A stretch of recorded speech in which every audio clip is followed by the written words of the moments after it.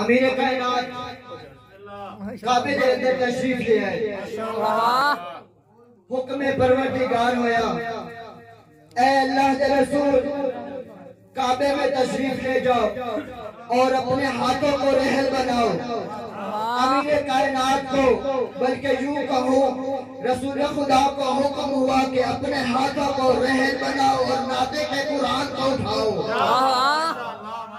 اللہ کے حبیب کعبہ میں آئے اور امیر کائنات کو اٹھایا، ابو طالب کے لال کو اٹھایا، اپنے ہاتھوں پہ لے کے کھڑے تھے۔ جو ہی امیر کائنات نے اپنے بھائی رسول خدا کے ہاتھوں کی گرمی کو محسوس کیا، اپنی آنکھوں کو کھولا، بلکہ یوں کہوں اپنی نگاہیں کھولی، اپنی نگاہیں کو کھولا، رسول خدا کے چہرے پہ ڈالی اور سب سے پہلا فکرہ بولا، کہا السلام علیکہ یا رسول اللہ، کہا اے اللہ کے رسول میں علی کا سلام ہوں۔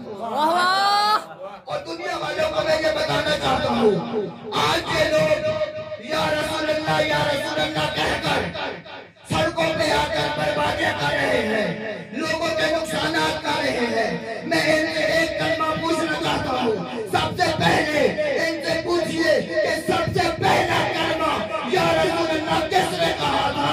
ان کے منہ سے آواز آئے گی علی بن ابی طالب نے کہا تھا۔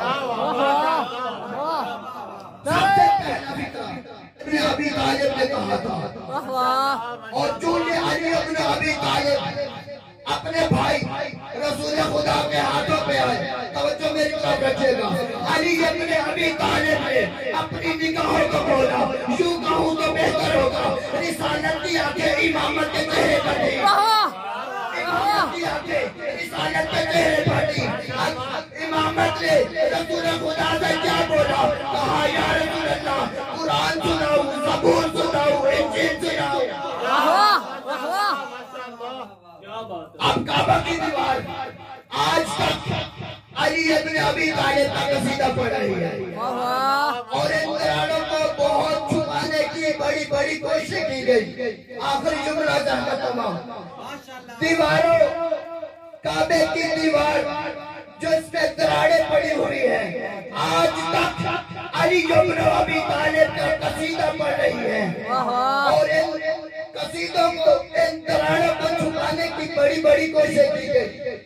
آخری جملہ، بڑی بڑی کوششیں کی گئی، بڑے بڑے انجینئروں کو بلایا گیا، کہا کہ اس دیوار کو، ان لکیروں کو مٹا دو۔ خدا کی قسم آج تک وہ دیواریں علی ابن ابی طالب کا قصیدہ پڑھ رہی ہے۔ میں ان لوگوں کو یہ کہا کرتا ہوں کہ کبریائی پہ بندہ کبھی پڑا ہے بنا، فلا کے کام روکتے ہو، فلا کے کام نہ روکو، کہیں پلی نہ آ جائے اور دراڑے چھپا گئے ہو، اس لیے تمہیں ڈر ہے کہ کہیں پھر سے علی نہ آ جائے۔ بتلاتی ہیں یہ کعبے میں موجود دراڑیں، اس گھر میں بہت ٹوٹ کے چاہا ہے علی کو۔